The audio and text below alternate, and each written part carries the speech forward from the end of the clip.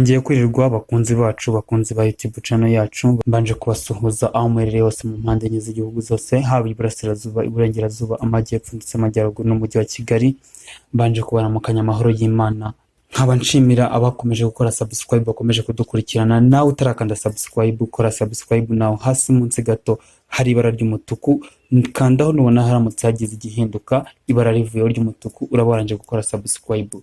Muribuka neza ko ubushize twabagejejeho inkuru ya Padiri Ubaridi witabye Imana. Uyu munsi hakaba hagize undi mupadiri witaba Imana, Padiri Emerije Twagirumukiza yitabye Imana nawe. Tukaba tujya kubagezaho imibereho n'ubuzima bwe bwa Padiri Twagirumukiza. Ni muri iki gitondo cyo ku munsi wa 13 Mutarama 2020 Gatolika ya Butare yatangaje ko Padiri Twagirumukiza yitabye Imana azize indwara ya coronavirus.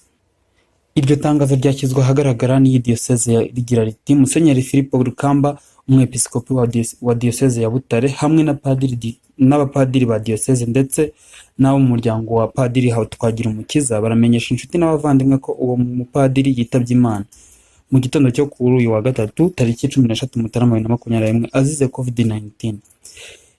Uyu mupadiri Twagirumukiza rero akaba yarakoze igihe kinini muri Kiliziya Katolika, akaba yarakoze hasaga imyaka 60 yose ahawe ubupadiri.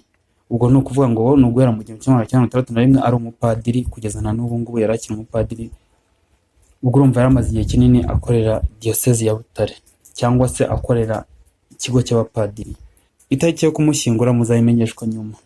Cyiyongeyeho kandi akaba yarabaye padiri wungirije wa paruwasi ya Kansi akimara kuba padiri, hanyuma kuva mu mwaka wa 1962 kugera muri Mutarama 1995.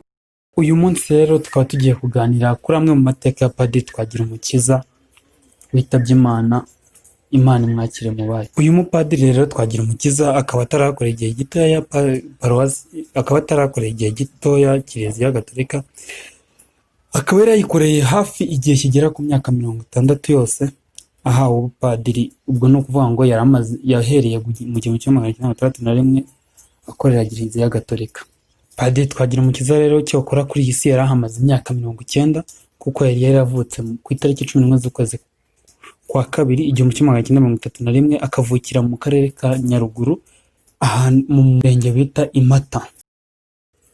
Padiri Twagirumukiza rero akaba yarabaye padiri wungirije wa paruwasi ya Kansi akimara kuba padiri, hanyuma kuva muri Kanama 1962 kugera Mutarama 1995 akaba yarakoreye ubutumwa bwe mu gisaserdoti i Burundi, yita cyane cyane ku mpunzi z'abanyarwanda zahungiye i Burundi. Muri Gashyantare 1995 yabaye umuyobozi wa College Kristo Umwami i Nyanza. Ahagana muri 2001 yagiye ahabwa ubutumwa mu maparuwasi atandukanye, aho yahawe ubutumwa kuvuga ubutumwa muri Ngoma cyangwa se ahitwa Irorango cyangwa se muri ahandi hitwa Ibyiza. Yari amaze imyaka itari myinshi cyane mu kiruhuko cy'izabukuru, ariko yanyuzagamo agasoma misa bitewe n'uko yabaga yiyumva imbaraga ze. Ubwo urumva rero ntabwo yari yagabashije kureka umurimo wo kuvuga ubutumwa. Padiri Twagirumukiza rero akaba abaye umupadiri wa gatatu witabye Imana muri iyi diyoseze ya Butare mu gihe kitageze ku mezi 5. Ahagana ku itariki 11 Mutarama 2021 Padiri Mutabaruka wari mu muryango w'abamonaki nawe yaje gutabaruka. Padiri Mutabaruka yayoboraga ikigo cy'amashuri cya GS Gisovu mu murenge wa Huye mu karere ka Huye, we bivuga ko yazize kanseri y'umwijima. Padiri Mutabaruka rero akaba yaritabye Imana akiri umusore agifite imbaraga zo gukora umurimo w'Imana, kuko yapfuye afite imyaka 45 yonyine, kandi yari amaze n'igihe gito abaye umupadiri, kuko yabaye umupadiri mu 2015. Ubwo urumva we yari afite igihe kirekire cyo kuzakorera Imana, gukora umurimo w'Imana mu gihe gitandukanye cyane.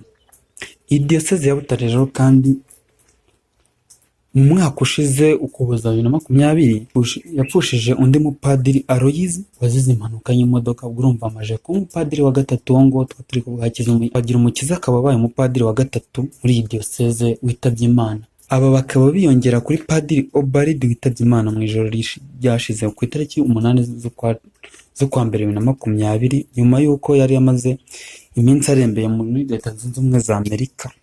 Musenyeri Hakizimana Celestin akaba rero n'umushumba wa diyoseze ya Gikongoro, akaba ari umuyobozi wa diyoseze ya Cyangugu Padiri Obaridi yabarizwagamo,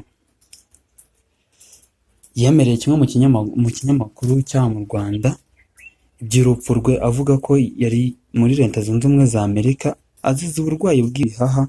Yemereye kimwe mu binyamakuru bikorera hano mu Rwanda iby'urupfu rwa Padiri Obaridi, avuga ko yaguye muri Leta Zunze Ubumwe za Amerika azize uburwayi bw'ibihaha yasigiwe na COVID-19. Kuri ubu rero nkaba navuga nti Imana ibakire mu bayo, ariko ari njyewe, ari wowe, ari mugenzi wawe, ari abandi, nkaba nagushishikariza kwirinda coronavirus wambaraga neza, ndetse unashishikariza bagenzi bawe kwambara agapfukamunwa neza kugira ngo tubashe kureba ko twakwirinda iki cyorezo kitakugeraho, kitangeraho, kitagera no kuri bagenzi banjye. Nkaba mvuga nti rero wowe wifuza gukurikirana ibiganiro byacu, ndakwifuriza gukanda subscribe aho hasi ku buryo uko dushyizeho inkuru yose izajya ikugeraho ako kanya, kugira ngo ubashe gukurikirana ibiganiro byacu. Nta kindi bisaba, ni ukumanuka aho hepfo gato ugakanda subscribe, ibara ry'umutuku ryavaho ukaba ukoze subscribe, ibiganiro bikaba bikugeraho ako kanya uko dushyizeho ikiganiro kikugeraho.